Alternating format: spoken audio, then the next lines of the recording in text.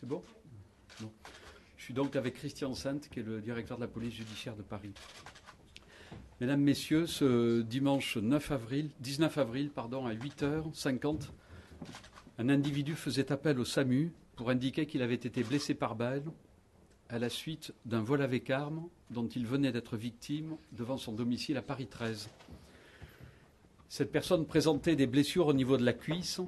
et de la rotule gauche. Dans le cadre de l'enquête ouverte en flagrance pour violence volontaire avec arme, les enquêteurs présents sur les lieux, enquêteurs de la sécurité publique, découvraient, garé à proximité, le véhicule Mégane de l'individu et les policiers constataient par la vitre la présence dans ce véhicule d'un gyrophare ainsi que de traces de sang sur le fauteuil conducteur ainsi que la présence de sacs. Au vu de ces constatations et compte tenu de l'attitude et du comportement suspect de l'individu qui refusait notamment l'ouverture et la fouille de son véhicule, les policiers décidaient de procéder à la perquisition du dit véhicule dans lequel il était découvert un fusil d'assaut Kalachnikov chargé et 3 chargeurs garnis de munitions, un pistolet SIG 9 mm approvisionné, un revolver Sphinx 9 mm approvisionné, un gilet pare-balles et un gilet tactique, 3 téléphones portables, un ordinateur portable, une clé USB, un GPS, ainsi que des documents manuscrits comportant des éléments sur des cibles potentielles et la manière d'opérer en vue de la commission d'attentats. Au vu de ces éléments, la section antiterroriste du parquet de Paris était saisie et une procédure était diligentée pour des faits qualifiés d'entreprises individuelles terroristes en vue de commettre des crimes d'atteinte aux personnes, détention, port et transport d'armes et de munitions de catégorie A et B en relation avec une entreprise terroriste. Je vous rappelle pour mémoire qu'il s'agit d'une nouvelle infraction créée par la dernière loi du 13 novembre 2014 qui applique donc au plan individuel l'incrimination d'association de malfaiteurs. L'enquête était confiée à la section antiterroriste de la brigade criminelle de la police judiciaire de Paris et à la direction générale de la sécurité intérieure. L'individu qui avait été conduit à l'hôpital et mis sous garde policière était donc placé en garde à vue dans le cadre de cette enquête. Et dans la foulée de cette garde à vue, une perquisition était effectuée à son domicile qui permettait notamment la découverte, donc dans ce domicile, de 3 fusils d'assaut Kalachnikov, un chargeur non approvisionné, 3 cartouchières vides, des gilets pare-balles et des gilets tactiques, des brassards police et des chasubles jaunes police, un caméscope et un appareil photo, un ordinateur et un disque dur, une somme de 2 000 € en liquide, ainsi que des boîtiers de téléphone, des puces téléphoniques et des documents en langue arabe évoquant les organisations terroristes Al-Qaïda et État islamique.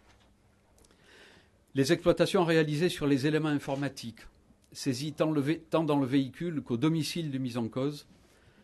permettaient d'établir que cet individu était en contact avec une autre personne pouvant se trouver en Syrie, avec laquelle il échangeait sur les modalités de commission d'un attentat, ce dernier lui demandant explicitement de cibler particulièrement une église. Ce ciblage était confirmé par l'exploitation du GPS saisi et par les notes manuscrites découvertes dans le véhicule. Au vu de l'ensemble de ces éléments attestant de l'imminence d'un attentat visant vraisemblablement une église et faisant état de l'implication d'au moins une tierce personne, les faits étaient requalifiés en association de malfaiteurs en vue de la préparation d'actes de terrorisme ayant pour objet la préparation d'un ou plusieurs crimes d'atteinte aux personnes. Il s'agit donc de l'infraction criminelle d'association de malfaiteurs pour préparer des crimes. L'exploitation du GPS, de son ordinateur personnel, ainsi que les investigations effectuées par les enquêteurs pour reconstituer les déplacements de l'individu dans les heures et les jours précédant son interpellation, permettait rapidement d'envisager sa présence sur la commune de Villejuif le dimanche 19 avril au matin, donc dans le créneau horaire où Aurélie Chatelain était assassinée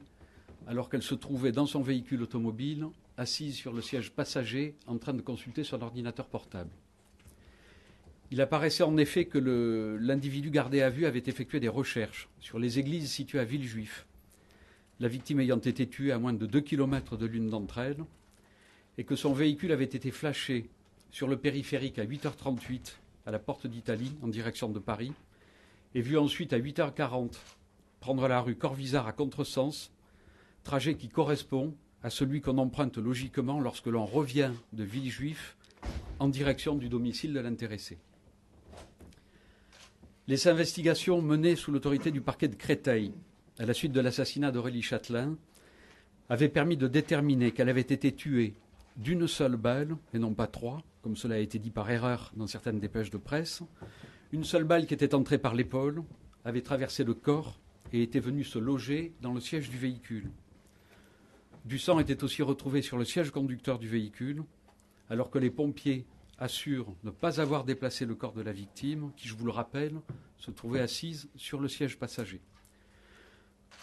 De même, une douille d'inscription PWP Luger 9 mm était retrouvée dans le véhicule, au sol côté passager.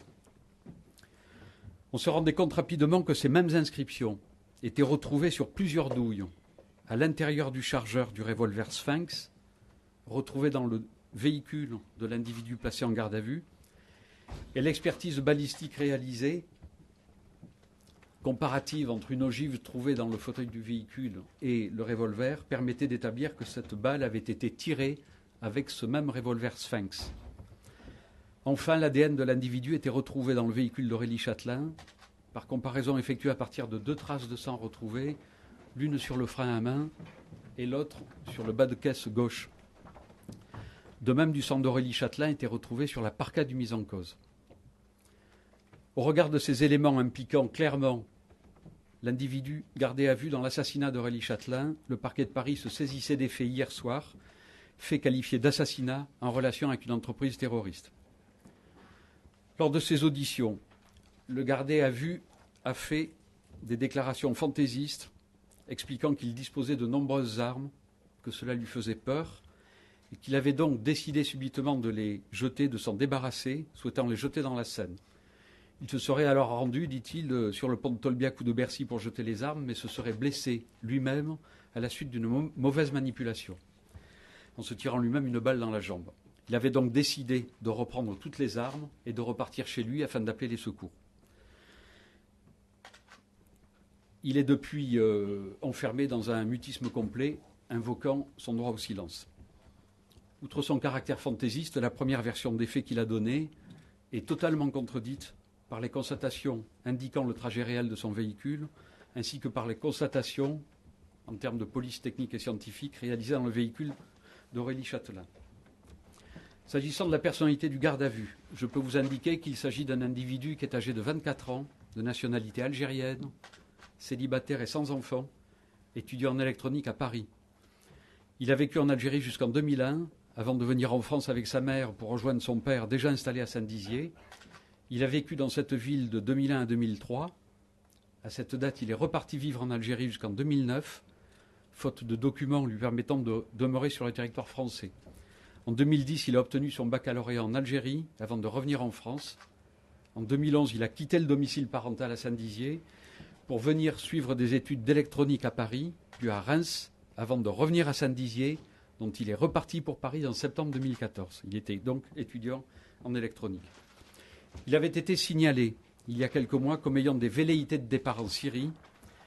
Les vérifications qui avaient été alors faites sans délai par les services de renseignement, en l'occurrence la Direction générale de la sécurité intérieure, conformément à la législation applicable et en l'état de cette législation, n'ont pas permis de révéler des éléments qui auraient pu conduire à une judiciarisation du dossier et à l'ouverture d'une enquête judiciaire. Il n'y avait donc, au vu des renseignements obtenus, aucun élément permettant d'objectiver le moindre début d'une association de malfaiteurs. Il faisait néanmoins l'objet d'une fiche sûreté de l'État de la DGSI. Son casier judiciaire ne porte trace d'aucune condamnation et il n'était connu que pour une seule procédure pour des faits de violence volontaire en août 2013, procédure qui avait donné lieu à un classement sans suite en raison du retrait de la plainte de la victime. Les investigations vont maintenant se poursuivre. Elles visent notamment à déterminer les éventuelles complicités dont il a pu bénéficier, s'il a pu agir sur instigation de qui et dans quelles conditions, ses sources de financement, la provenance des armes saisies enfin. C'est dans ce cadre qu'une personne de son entourage a été placée en garde à vue ce matin à 6 heures après une opération menée à Saint-Dizier, sur laquelle je ne souhaite pas m'exprimer à ce stade. Les investigations viseront également à déterminer et à préciser les circonstances de l'assassinat d'Aurélie Chatelain, ainsi que le mobile de cet acte. Il faut dire en effet à ce stade qu'aucune hypothèse sur les raisons précises de ce geste criminel n'est privilégiée. Je tiens à saluer l'efficacité dont ont fait preuve les services enquêteurs de la police judiciaire de Paris et de la Direction générale de la sécurité intérieure depuis dimanche, ainsi que la qualité de leur travail et de leurs investigations. Je voudrais enfin et surtout avoir une pensée particulière et émue pour la mémoire d'Aurélie Chatelain, nouvelle victime du terrorisme et première victime depuis les attentats de janvier, et manifester ma compassion envers sa famille et ses proches.